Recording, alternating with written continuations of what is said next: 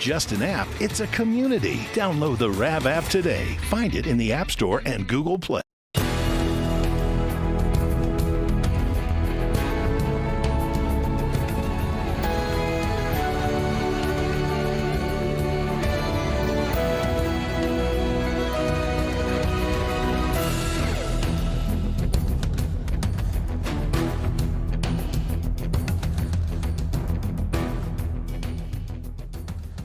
Welcome to Securing America with me, Frank Gaffney, the program that's a kind of owner's manual for protecting the country we love against all enemies, foreign and domestic, to the glory of God and his kingdom.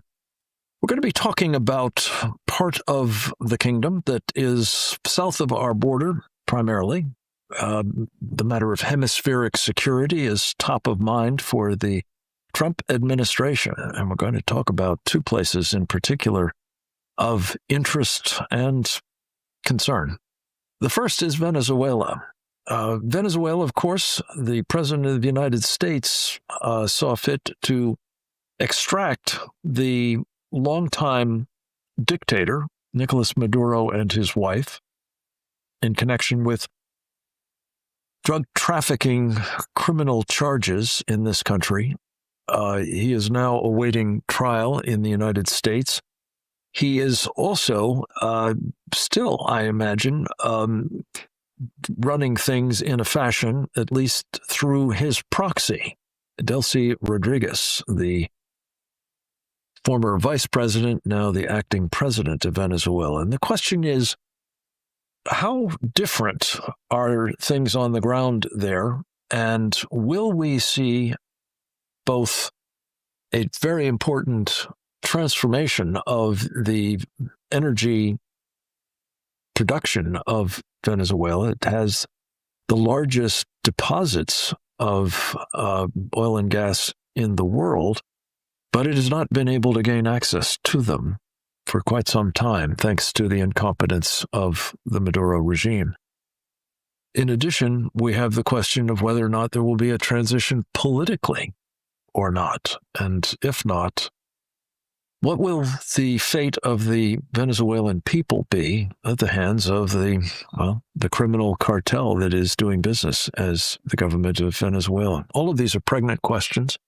We need answers to them because, frankly, the job is not complete with respect to Venezuela if we fail to achieve both of those transformations. We're going to talk about all of that and much more with a good friend, Stephen Hecht, a longtime businessman in Guatemala. He is also a contributor on a regular basis to BizPac Review, and we have been following with him developments in the region for some time, and there's been some important changes that have taken place in the country in which he resides. But before we turn to those, I want to just get Steve's take on where things stand in Venezuela and the implications not just for the long-suffering people of that country, but for the hemispheric security challenges of our time. Stephen Hecht, welcome back. It's good to have you with us, sir. Thank you, Frank. Great to be with you again. So one of the considerations for the president, of course, has been not just the drug trafficking and other nefarious activities of the Venezuelan government, Cartel de Soles, but also the extent to which the Chinese and the Russians and the Iranians and Hezbollah have been active in that country and, well, for that matter, elsewhere in the region. What is your take on where things stand, sir, and what needs to be done now? Well, Frank, I have no doubt that Trump had to take action against that cartel, and his first action against it was removing Maduro in a stunning operation. The military precision, the coordination, that sent shockwaves through to dictators all around the world, because now they know what the United States is capable of doing. So that's a great thing. And the cartel, it was composed of all those countries you named, and they have tyrannical regimes that, for them, U.S. liberty and prosperity is an existential threat. So all of that drug smuggling and people smuggling, the terrorists and the criminals that they sent to the United States, that was not just a mercenary thing. They were actually trying to undermine the United States. That's a precursor to taking down a free society. And when you say that the president really had to act against Maduro, it's for that reason, sir? Yes, exactly. He has to uproot that cartel. Now, the issue today is, all right, he took out Maduro, but Maduro just a figurehead. He was a guy that the Cubans put in there and propped up, former bus driver.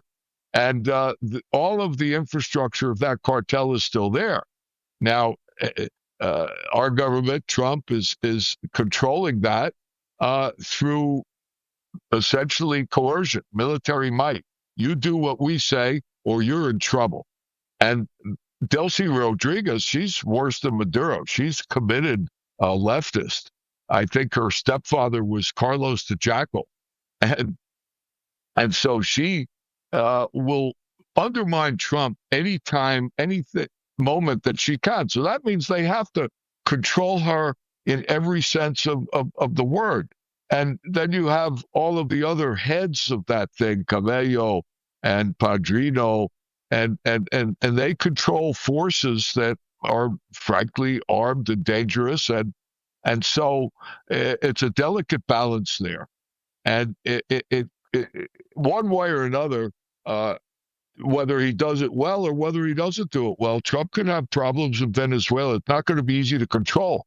Now, controlling the petroleum, that's important because he's depriving his enemies of the money that they were using Venezuela's 900,000 barrels of oil per day to finance all of these operations against the United States. Well, they no longer have control of that oil because the U.S. has an embargo on it and is controlling the Venezuela's oil. That's going to be a hard thing. Trump's got a very hard road in front of him to control that.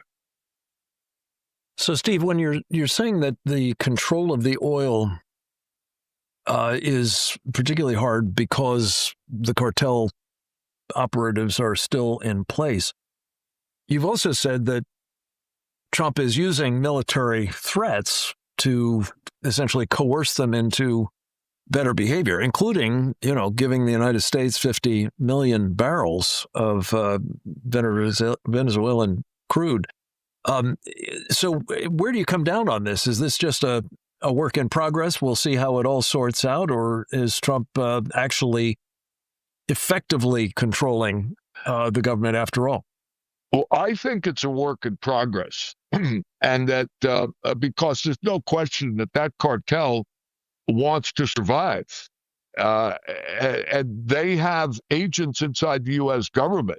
That was discovered, and you talked to Ralph Pizzullo, Gary Bernstein, and Gary Bernstein and his partner Martin Rodil discovered many things about that cartel, including that Cuban intelligence has agents inside the State Department and the intelligence community.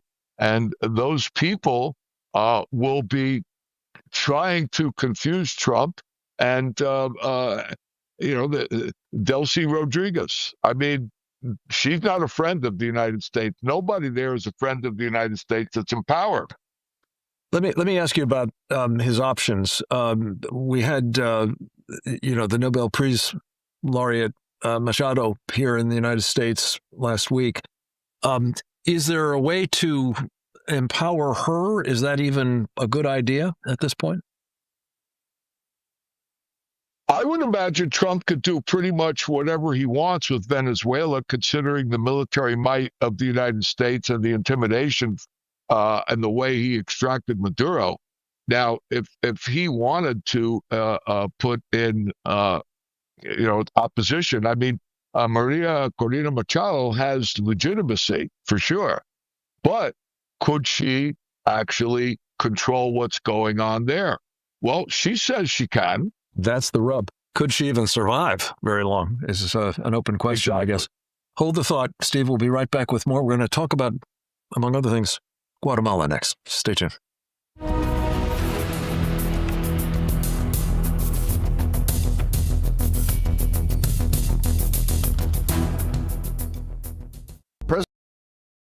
Hey folks, it's your friend John Rich. I co-founded Old Glory Bank because we heard too many stories about people getting canceled by their bank because they didn't agree with their politics. The government wanted to know where you shopped. If you bought a Bible or you shopped at a sporting goods store, you're probably on a list. We created Old Glory Bank because America needed a bank that would protect their privacy and security. Exercising your constitutional rights is not a criminal activity, and neither is loving your country. At Old Glory Bank, we stand with you. I'm a J6er. I spent 1,143 days in prison. About a year in prison. We were prosecuted, persecuted. J6ers have been treated like terrorists. And we need your help. Stand in the Gap was founded to stand in the gap for J6ers working to rebuild their lives after being incarcerated. For just $10 or more, you can help these patriots get back on their feet again. Every dollar you give is being matched up to $50,000. Go now to j6support.com and donate today. Real America's Voice is growing, and now it's all in one place. Introducing the new and improved RAV app, built for access, community, and choice, not paywalls. Here's the key. RAV is still free to watch. No sign-in, no membership required. Your favorite live streams, breaking coverage, and video on demand are all right there. Free, just like always. For the War Room Posse, we have to be a force multiplier on this. We have to stick the landing. In the White House, in the Oval Office, you're crushing it, my friend. And if you want more, the members section is your backstage pass. Get exclusive behind-the-scenes photos and videos, insider moments from the studio and the field, and early access to new content before it goes public. Members can also unlock special experiences like virtual meet and greets, member-only auctions, and select event access, plus commercial-free viewing of certain shows inside the app. It's not just an app, it's a community. Download the RAV app today. Find it in the App Store and Google Play. Hello, all you Ravagers. I'm Billy Howell, your old buddy Carefree Largo from the chat, and I'm thrilled to be part of the Rav family. When I want to be heard, I use my Real America's Voice.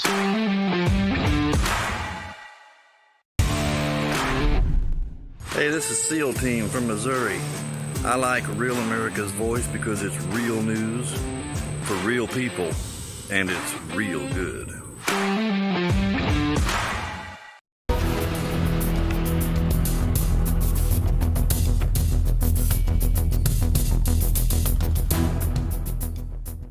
We're back, and so is Steve Hecht, a businessman based down in Guatemala for many years, one of the most astute observers of what's happening not only in that country, but across the region. He is a contributor to bizpackreview.com, and we follow his writings there very closely, as I hope you will as well. Steve, let's pivot from Venezuela to the nation in which you reside and have done business, Guatemala. I understand that as we speak, there's recently been a state of siege announced. I want to get into why that is and what that entails. But I did want to note before we do that there's been a very profound shakeup in the U.S. Embassy there, and it sounds as though the Trump administration was listening closely to what Steve Hecht was urging be done. Tell us about that. I hope that's the case, Frank, because I have been urging it. Of course, I can't know what my effect was on it. I'm giving you credit, Steve. That's my line, and I'm sticking to it. Thank you, Frank. I appreciate that. And if that's true, then I have some more advice for him. Good. Let's get to that in a moment. But first, tell us what the shakeup was and why it matters. The Trump administration removed, as I understand it, they never confirmed it, 29 Biden-appointed ambassadors, and one of them was Tobin Bradley, the ambassador to Guatemala. He's just been doing his goodbye tour. And so he's gone. And Patrick Ventrell, who was probably worse than Bradley, was the DCM. And he's now gone. And the government of Guatemala just welcomed John Barrett, who was taking Ventrell's place. And in the absence of an ambassador, Barrett is the chargé d'affaires, which is chief of mission. And that is until a new ambassador is appointed, nominated, confirmed by the Senate, and given his credentials in Guatemala. And do you know anything about this, chap? I don't know, but I understand he's a career diplomat. And from everything that I hear from various sources, he is a MAGA person. He is somebody who will be loyal to the Trump agenda, and I certainly hope so. And I would be very concerned about the people in the State Department who protected Bradley and Ventrell, who did much damage to the United States and Guatemala. And I would hope that the White House is looking very closely, and that Barrett and the White House will be in communication to limit the opportunity for the State Department to try to meddle there and continue that agenda that they've actually been doing for the past 15 years. We could go down the rabbit hole of why they were so unhelpful to, our interests in Guatemala as well as the people there. But in the shortness of time, let's just talk about what this state of siege is about and where the country needs to go at this point, and why it should matter to Americans, Steve. The state of siege is very curious, considering that it happened the same day that they welcomed the new DCM. That means a big challenge for him. What are they going to do? That state of siege is in reaction to violence. Now, the question for Guatemalans is that violence really third-party violence, or is the government somehow behind it? I mean, there is some precedent for that, because in November of 2023, there was a lot of anti-government violence, but that was staged and financed by the State Department and the Biden regime at the time. So did a Rebelo learn from that, and is he financing this? And who knows? And you could make the case, because Guatemala's Congress has 3 days to approve the state of siege, and if they don't, it's over. And if they do, then it goes on for, I guess, 30 days. And during that time, they can use the public money any way they want. And now they have nominating commissions for very important posts, and the government can use the money to buy off people in the nominating commissions, or put their people on the nominating commissions. And that poses a big threat, because next year are presidential elections. And so if this government, a Rebelo regime, which was imposed by the United States, there's a big fraud. And if he consolidates his power, very bad for the United States. And my understanding is that the Trump administration is very concerned about narco trafficking and migration. And they know that Guatemala is a choke point for those things. And they have an opportunity to reduce that significantly. So how they handle the Guatemala's government right now is important, and the government is challenging them. And if the government, which is a leftist that, as you say, did not actually reflect the will of the people, but was engineered to be put into power by the previous ambassador and his number two, deputy chief of mission, is there a mechanism for their removal if, in fact, they were not legitimately elected prior to the upcoming elections in the country, Steve? Yes, there is. And that Rebelo's political party, the Semilla Party, was canceled by the judiciary. And that means Rebelo is illegally in the presidency.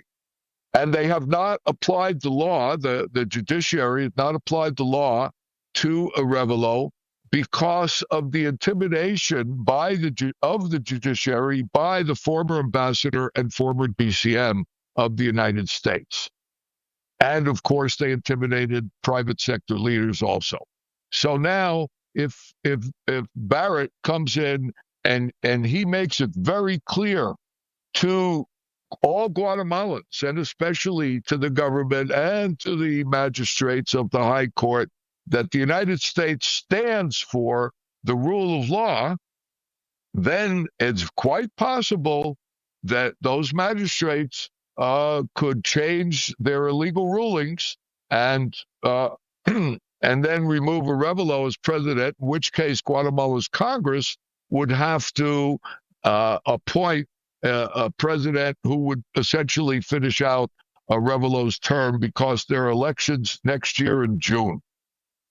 So, in other words, Steve, the key country in a strategic location playing a very significant role in the drug trafficking problem is possibly at the cusp of being liberated, and the implications of that would be profound, I take it, for American national interests. Do you see any sign that the Trump administration is engaging to try to bring about that kind of transition? I would hope that having removed Bradley and Ventrell before their normal 3-year rotations would indicate exactly that. We won't know because, I mean, this is essentially the first day that John Barrett is in his position, so we'll have to see. But yes, you're right. Guatemala can go the way of becoming a good U.S. ally or not. And it depends what they do. I mean, the Trump administration now is running Venezuela by the military might of the United States, and they know that Trump will act. And Guatemala, they have that credibility. They could do that. They could do that with Arevalo if they want. They could tell him, hey, you got two choices. You cooperate or you don't. And I hope that they don't do that. I hope they go the way of helping Guatemala apply its laws, because it needs to come from Guatemalan people, and they're not like Venezuela. The Guatemalan institutions are there. There's opposition. It could work. And if the United States encourages that, I think they'd get a great result. We have to leave it at that. Steve Heck, thank you so much for your very important insights and great continuing reporting. Come back to us with updates on all of this, if you will. I hope the rest of you will stay tuned. We'll be right back.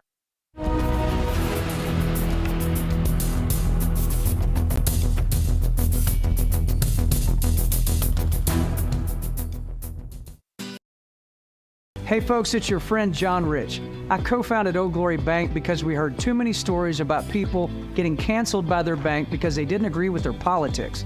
The government wanted to know where you shopped. If you bought a Bible or you shopped at a sporting goods store, you're probably on a list. We created Old Glory Bank because America needed a bank that would protect their privacy and security. Exercising your constitutional rights is not a criminal activity, and neither is loving your country. At Old Glory Bank, we stand with you. I'm a J6er. I spent 1,143 days in prison. About a year in prison. We were prosecuted, persecuted. J6ers have been treated like terrorists. And we need your help. Stand in the Gap was founded to stand in the gap for J6ers working to rebuild their lives after being incarcerated. For just $10 or more, you can help these patriots get back on their feet again. Every dollar you give is being matched up to $50,000. Go now to j6support.com and donate today. Real America's Voice is growing, and now it's all in one place. Introducing the new and improved RAV app, built for access, community, and choice, not paywalls. Here's the key. RAV is still free to watch. No sign-in, no membership required. Your favorite live streams, breaking coverage, and video on demand are all right there. Free, just like always. For the War Room Posse, we have to be a force multiplier on this. We have to stick the landing. In the White House, in the Oval Office, you're crushing it, my friend. And if you want more, the members section is your backstage pass. Get exclusive behind-the-scenes photos and videos, insider moments from the studio and the field, and early access to new content before it goes public. Members can also unlock special experiences like virtual meet and greets, member-only auctions, and select event access, plus commercial-free viewing of certain shows inside the app. It's not just an app, it's a community. Download the RAV app today. Find it in the App Store and Google Play. Hello, all you Ravagers. I'm Billy Howell, your old buddy Carefree Largo from the chat, and I'm thrilled to be part of the Rav family. When I want to be heard, I use my real America's voice.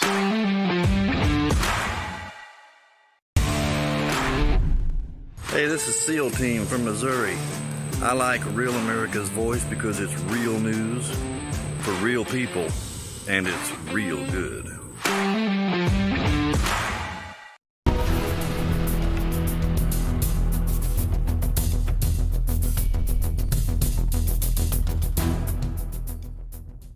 Welcome to Securing America with me, Frank Gaffney, the program that's a kind of owner's manual for protecting the country we love against all enemies, foreign and domestic, to the glory of God and his kingdom. We're going to be speaking with one of the glories of God, as far as I'm concerned, Reggie Littlejohn, in just a moment. But before we do, let me tee up the conversation. It's Liberation Day 2.0. President Trump's decision to withdraw the United States from the World Health Organization becomes final today, ending the direct threat to American sovereignty posed by the WHO's insidious efforts to advance world government. Mr. Trump recognized the danger posed by the largely opaque use of international agreements and diplomatic shenanigans behind closed doors to give unprecedented powers over our public health to the WHO Director General, an Ethiopian communist controlled by the Chinese Communist Party. We want no part of a reprise of Tedros Ghebreyesus' murderous malfeasance during the COVID-19 pandemic. The U.S. can and should continue to lead the world in countering pandemics. The place to start is by recognizing their single most dangerous source, namely the CCP's illegal biological weapons program, which, with Tony Fauci's criminal help, unleashed on us and others the COVID bio-warfare attack. Those are my thoughts. For more of them, follow me at X at Frank Gaffney, and also at usfuture.org, the website of our Institute for the American Future. It makes this program possible. Please consider making a contribution there, tax-deductible one, at the donate button, usfuture.org. Well, on to the glory of God, and one of his prime examples of it, Reggie Littlejohn, the co-founder with me of our Sovereignty Coalition, the founder of and president of Women's Rights Without Frontiers, and most recently, the Anti-Globalist International. She is a force of nature, and all I can say is I'm glad she's on our side. Reggie, welcome back. It's good to have you with us, my dear. Thank you so much, Frank. I love your introductions. They're like a big highlight to my day. Well, they're heartfelt and, more to the point, well-deserved. So, Reggie, it's the day of days. We have been working at the Sovereignty Coalition for several years now, warning about what the WHO is up to. Donald Trump got it during the campaign, made promises, actually took the steps initially during his first term. Catch us up on this story and why it is of such importance that we have finally had this day arrive. Well, Frank, 1 year ago today, I went to Washington, D.C. for the inauguration of Donald Trump, and it was right afterwards was the highlight. I don't know if it was one of the highlights of my year when he immediately, his first day in office, withdrew us from the WHO. But it takes a year to get out, and this is the day a year later. And I am just so elated, along with you and the other people at Sovereignty Coalition and others who have worked so hard for this day. And so, the reason that President Trump withdrew is because the World Health Organization just completely botched COVID, the way that they responded to it.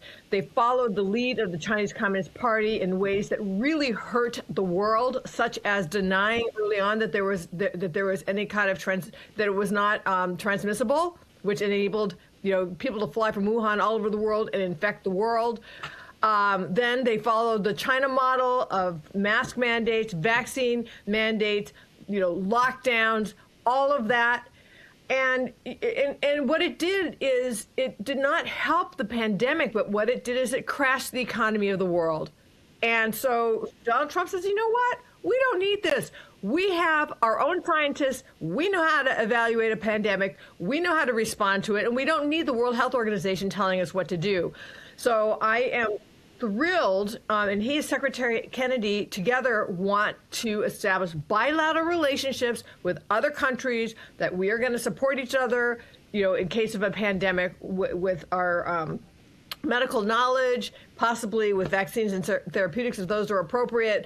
But that's the way to go, in my opinion. Amen. And Reggie, I do want to just emphasize that the past experience with Tedros Ghebreyesus during the COVID pandemic was disastrous, as you say. But in one of the most bizarre examples of the kind of, well, as you call it, the globalist international that we have to be opposed to, they have now, through various machinations within the WHO, as I say, the agreements and, diplomatic, skullduggery, I think is the right word for it, given him even more power. Talk a little bit about this arrangement whereby he would actually have an ability to tell nations like ours, if we were still in the dang thing, how they need to handle future not just pandemics, but any kind of health emergency as he defines it. So, this is a matter of contention with the WHO. They say that they are maintaining sovereignty and that nothing that they agree to will challenge sovereignty. But when you look at the words of the agreement, it's a challenge to national sovereignty. There's something that's right in the preamble of the pandemic agreement that passed May of 2025 that says that the World Health Organization is the organization directing world health care. They want nations to, they say that nations are going to be required to prevent, not censor, but prevent misinformation and disinformation, which are Soviet-era terms. In other words, censor us. And then something that is very, very concerning to me is that they are instituting something called the Pathogen Access and Benefit Sharing System, the PABS system. So we talked about how the Wuhan virus, the China virus, came out of a Wuhan lab. Under the PABS system, the World Health Organization is requiring countries to go out into their jungles, to go out into their, swamps, go out into their sewers, whatever, and find pathogens with pandemic potential. And instead of quarantining them, which is what they should do, they are to send them to the World Health Organization, who will farm them out to different labs all over the world. Okay, so what could possibly go wrong? That's going to greatly increase the chances of lab leaks. It's going to there's no prohibition against gain of function. Okay, so it's going to greatly increase the chances of bioterrorist attacks. And or simply biowarfare by states, for that matter, right? Right. So this is something that we need to continue to oppose. I am continuing to oppose it.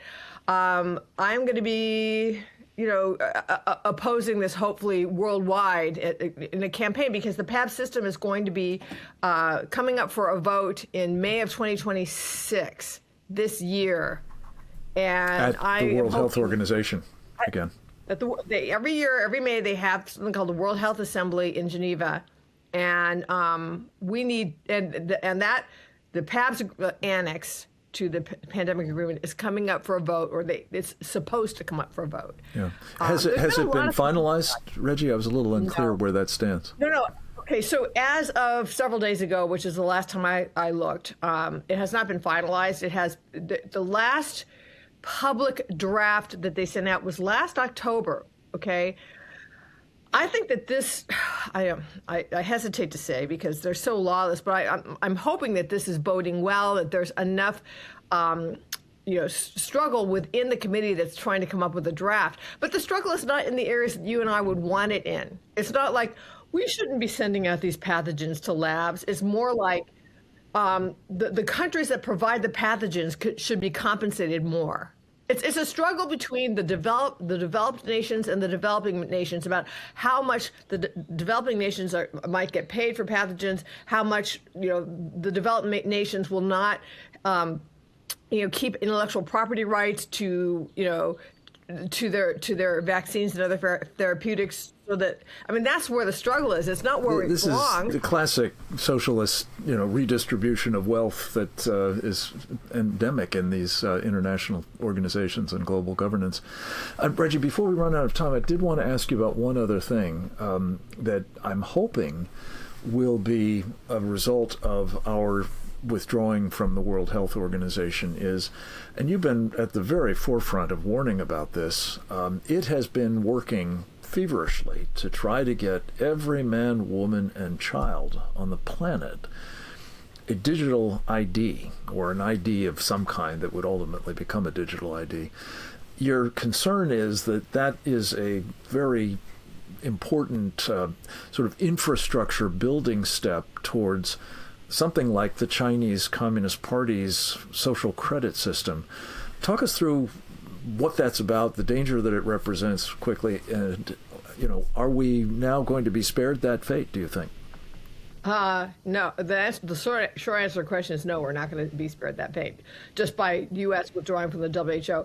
So this is what brought me into the whole issue, Frank. You know that my organization focused on coercive population control in China. And because of that, I recognized that when the World Health Organization early on was pushing vaccine passports, is what they called them, that this would be the infrastructure for a Chinese-style social credit system. And the World Health Organization and the EU are well along their way. Starting in 2023, they've been rolling out international, interoperable, digital health IDs.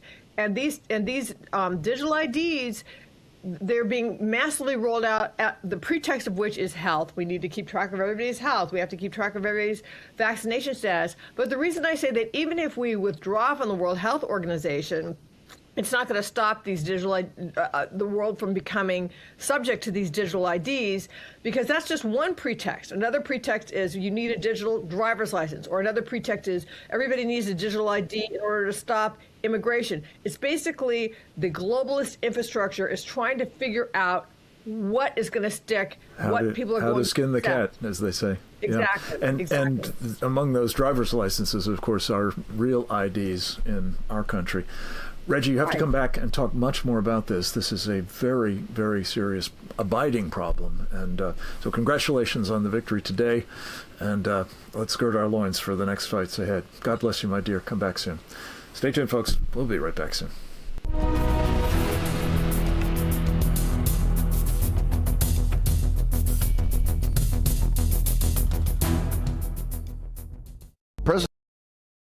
Real America's Voice is growing, and now it's all in one place. Introducing the new and improved RAV app, built for access, community, and choice, not paywalls. Here's the key. RAV is still free to watch. No sign-in, no membership required. Your favorite live streams, breaking coverage, and video on demand are all right there. Free, just like always. For the War Room Posse, we have to be a force multiplier on this. We have to stick the landing. In the White House, in the Oval Office, you're crushing it, my friend. And if you want more, the members section is your backstage pass. Get exclusive behind-the-scenes photos and videos, insider moments from the studio and the field, and early access to new content before it goes public. Members can also unlock special experiences like virtual meet and greets, member-only auctions, and select event access, plus commercial-free viewing of certain shows inside the app. It's not just an app, it's a community. Download the RAV app today. Find it in the App Store and Google Play. Welcome to Real America's Voice, Real Minute. Your quick look at the powerful stories of faith and freedom, inspiring audiences across the nation. Angel Studios presents. I'm Bo Davidson with this Real America's Voice, Real Minute. Most people know the biblical story of David, the shepherd boy who fought Goliath and became king. Well, Angel Studios has created a new animated film called David that tells the story of Israel's greatest king. Followed when I'm looking for the way, when I'm searching for the answer, in the moments I'm afraid. There's a whisper in the wind and a story in the sky, when I'm looking for a lantern to illuminate the night. If you want the secret of freedom and feeling alive, you gotta find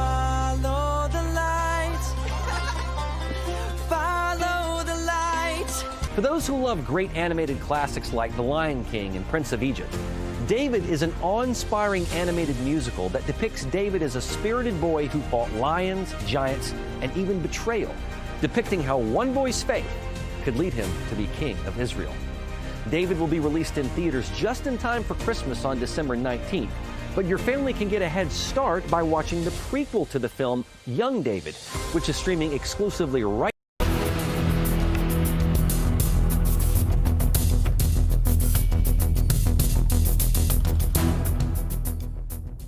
We're back, and we're going to have a very special treat for you in the person of Rod Martin, one of our free-range minds, whose insights on all things we appreciate so much. We're going to talk with him about a very important topic, but I'd like to give you a couple of thoughts of my own by way of starting. Is the special relationship done? The question of whether the long-standing and unique bond between the United States and Britain is now toast arises as the UK's hard-left government prepares to unilaterally disarm not only itself, but America as well. That would be the practical effect of one of history's worst international agreements. Pursuant to a deal awaiting parliamentary approval in London, the British government would pay billions of dollars to the Chinese communist-tied African nation of Mauritius to imperil the U.S. military's essential use of the Indian Ocean island base called Diego Garcia over 1,200 miles away. Worse yet, if the Brits miss even a single payment, Mauritius can terminate their lease. President Trump has correctly described this deal as an act of, quote, great stupidity, unquote. Parliament must repudiate it or bid farewell to the special relationship. Well, those are some of my thoughts. For more of them, follow me at X, at Frank Gaffney, and also at usfuture.org, the web page of the Institute for the American Future, of which I'm proud to be the president, and which I'm even prouder to have Rod Martin as the chairman of its board. Rod, in addition to all of that, is a serial entrepreneur. He cut his teeth in business with the PayPal Mafia, as it was known. He has also been a policy advisor to then-Governor Mike Huckabee, and is now the driving force behind a terrific online product, the Rod Martin Reports. You can find them at rodmartin.org. Rod, welcome back. I'm so glad to have you with us. You have just signed a letter that scores, I believe, of retired admirals and other influential figures in the United States, and Nigel Farage and a number of other leading Brits have penned in the form of an open letter, basically intended to tell the British Parliament, forget about it. Don't even think about doing this deal. Give us your thoughts as to what on earth is going on here and its implications, sir. Well, this deal tells you exactly why Donald Trump wants ownership in Greenland, in whatever form that may end up taking. And it just couldn't more completely illustrate how things change unexpectedly over time. No one could have imagined that the British government would be this idiotic, including just about anybody in Great Britain. And my guess is, if they didn't have pretty tight parliamentary discipline, this would fail miserably in the Commons. But of course, they do, and Starmer is going to have to be persuaded not to do this. I can't imagine what's motivating him in the first place. The Chagos Islands, as you know, are uninhabited. There were inhabitants at some point. The descendants of those inhabitants largely live in Mauritius or Great Britain. And they're pretty uniformly opposed to this transfer of the islands they're remotely connected to Mauritius. Mauritius has no historical claim on this. It's just silly. It's post-colonial thought taken to an absurd extreme, and it doesn't make any sense. Again, this is an uninhabited island chain that is sovereign territory of the United Kingdom. This base is subject to a 1966 treaty between us and the Brits, which appears to give us a veto over any such transfer anyway. But the net result of such a transfer is you have a country that is increasingly under Chinese sway in Mauritius that would be the landlord, not our landlord, Britain's landlord. And as you say, under this New Deal, if Britain just chose to miss a lease payment, suddenly Diego Garcia is forfeit. Diego Garcia is essential to the United States military. It is the most important base we have in region. It's essential for B-2 bombers. It's essential for submarines on station. It's essential in countless ways. And to let this get away is extremely dangerous. But wait, letting Greenland get away would be even more so. And this almost certainly is a big part of what's driving Donald Trump's push to get sovereignty there. Yeah. Well, I find it hard to believe that if Donald Trump is prepared to use military force to take Greenland, he would certainly use military force to assure that we continue to have the use of Diego Garcia. But to your point, what on earth is motivating the Brits? I guess what you said about Mauritius is probably true of them, too. They're increasingly in the thrall of communist China because they're basically communists in the British, Parliament. And Rod, the idea that this is post-colonial strikes me as a little ridiculous because it seems to me what we're doing is we're turning the Chagos Islanders, and there are a few of them, mostly scattered elsewhere, I think, at the moment, over as sort of colonial serfs of Mauritius, of all places, 1,200 miles away, for goodness sake. I mean, this does seem to me a bit rich. Don't you? Well, and that's the absurdity in Greenland. You know, we're going to defend their freedom to be a colony of Denmark. I mean, what is that? Also, probably 1,200 miles away. Denmark has been a terrible colonial overlord. They were forcibly sterilizing Greenlander women as late as the 1990s. They're as bad as the Belgians in the Congo. It's absurd.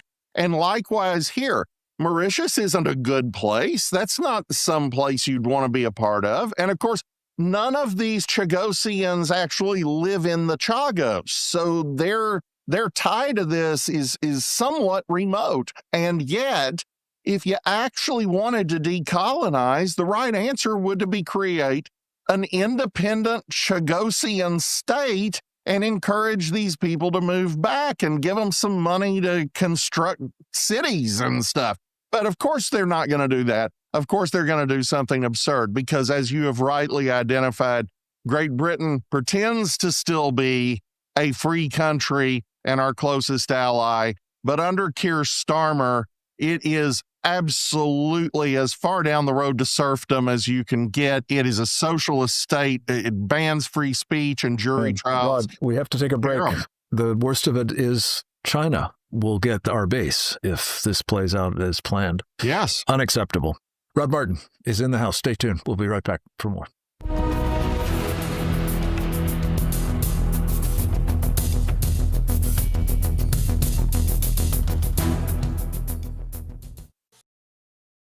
Real America's Voice is growing, and now it's all in one place. Introducing the new and improved RAV app, built for access, community, and choice, not paywalls. Here's the key. RAV is still free to watch. No sign-in, no membership required. Your favorite live streams, breaking coverage, and video on demand are all right there. Free, just like always. For the War Room Posse, we have to be a force multiplier on this. We have to stick the landing. In the White House, in the Oval Office, you're crushing it, my friend. And if you want more, the members section is your backstage pass. Get exclusive behind-the-scenes photos and videos, insider moments from the studio and the field, and early access to new content before it goes public. Members can also unlock special experiences like virtual meet and greets, member-only auctions, and select event access. Plus, commercial-free viewing of certain shows inside the app. It's not just an app, it's a community. Download the RAV app today. Find it in the App Store and Google Play.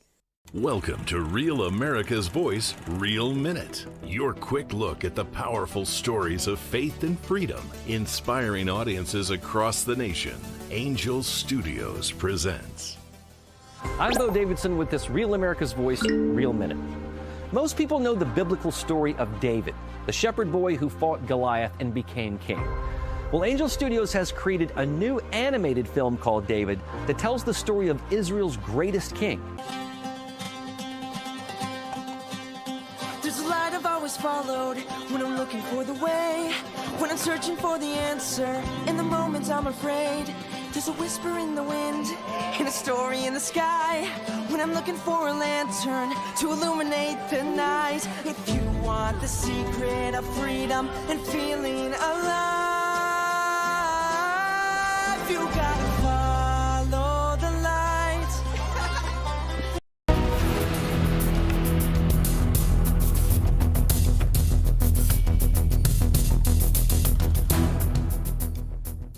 We're back, and so is Rod Martin. He is the tremendous brainpower behind the Rod Martin Report, and you can find that site, rodmartin.org, a wealth of information besides his published material, videos, clips, including some from this program, which we're very proud. You can also get the benefit of his insights into the various rather challenging times in which we find ourselves, and we're so grateful to him for his appearances here to explore all of that. I'd like to turn to China with you. Speaking of the possible inheritors of Diego Garcia, all is not well in the Chinese Communist Party's nation. Rod, you and a doctor by the name of Fujian Yi have had an interesting exchange about the cumulative effects on China of this so-called one-child policy.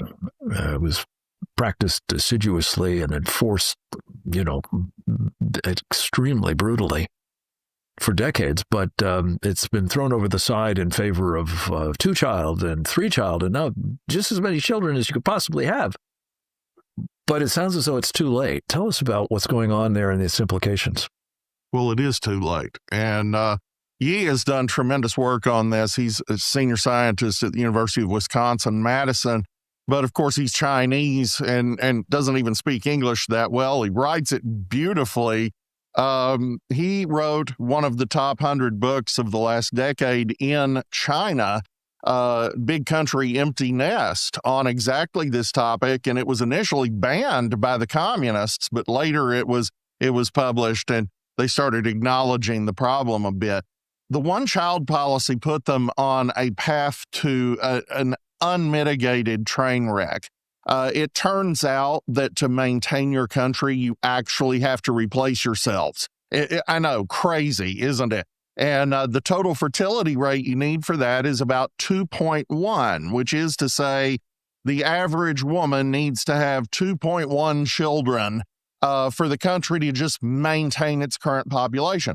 Well, of course, very much like Paul Ehrlich at Stanford and all of these anti-natalists in the West around the same time, China became convinced that overpopulation was going to ruin the world.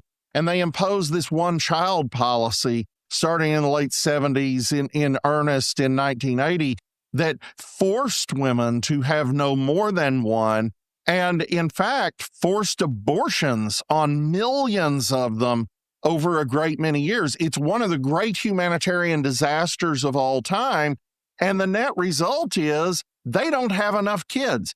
Now, if you're talking just about kids, yeah, that's mouths to feed. But in China's case, what you have now that the one-child policy is over and now that they've realized what they've done to themselves, they actually have too few young people to be able to support the rising, ballooning percentage of the population that's elderly.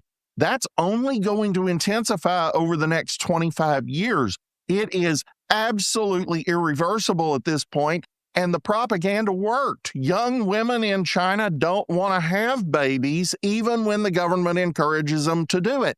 So you've created a cultural monster that is on track not to give you a TFR of 2.1, but to stabilize in the neighborhood of 0.9. And what that does, and what Yi's work demonstrates, is it reduces the Chinese population by 75% before the end of the century. They are in free fall, and that's why the next 10 years are so dangerous, because they've realized this. They have to grab what they can while they can. And, there's an aspect to this that makes it even more menacing in a way, and that is that when Chinese couples were told they could only have one child, they certainly didn't want that child to be a female. So you had sex-selected abortions on a massive scale. Our friend Gordon Chang estimates, I don't know what his estimate is, but he says 40 million young men in China have no women. Yes. So even if all of the women that are there of childbearing age wanted to have children, it's not enough, because all of these other would-be couples are no longer possible because the women are simply not there. They've been murdered. By some estimates, I've been told it's like 400 million of those babies, most of them women, were, essentially slaughtered by the Chinese Communist Party. That's in addition to the 100 million, people who are out of the womb already that they killed as well. It's just, as you say, it's a humanitarian, it's a moral monstrosity of unprecedented proportions in the world. It's a catastrophe, and America has too low a fertility rate also. We're hovering around 1.6. That's not good, but at the same time, we can make up for it with immigration, ideally of the legal variety. China can't. There's nowhere that would immigrate to them. There's no equivalent of Mexico for them, and Chinese culture is really opposed to trying to assimilate people from foreign countries. So it just doesn't work. They're in free fall. Speaking of free fall, there is an ongoing debate among others, our team on the Committee on the Present Danger China, of which you are an important member, Rod Martin, about whether you won't call it slaughter, I guess, but purging of significant senior members of the Chinese People's Liberation Army is evidence of Xi Jinping's imminent downfall or his success. Where do you come down on that? Yes, that's exactly right. The danger for us in the limited time we have left is that by everything I can tell, Zhang Youxia, the top general in China and one of the few remaining senior commanders who actually has operational experience, is the guy who knows China really shouldn't try to invade Taiwan. And the hawk here is actually Xi Jinping. So a lot of people in the West have this backwards, I think. They think that getting rid of a military guy might mean peace. More likely, it means a bunch of yes men in the top ranks who do whatever Xi says. Yeah, and that sounds like war to me with Taiwan and us. Thank you for your time, Rod Martin. Come back to us with updates next week if you would. In the meantime, keep up the great work at rodmartin.org. I hope the rest of you will join us next time as well. Until then, go forth and multiply.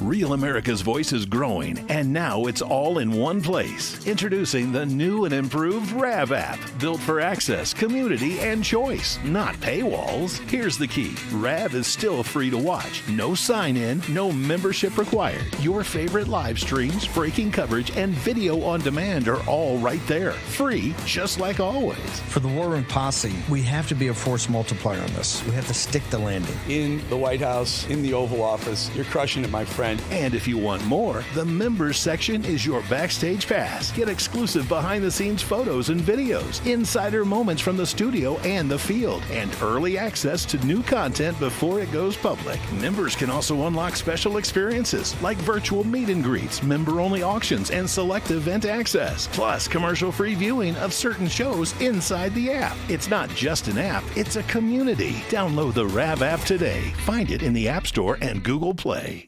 Welcome to Real America's Voice, Real Minute. Your quick look at the powerful stories of faith and freedom, inspiring audiences across the nation. Angel Studios presents. I'm Bo Davidson with this Real America's Voice, Real Minute. Most people know the biblical story of David, the shepherd boy who fought Goliath and became king. Well, Angel Studios has created a new animated film called David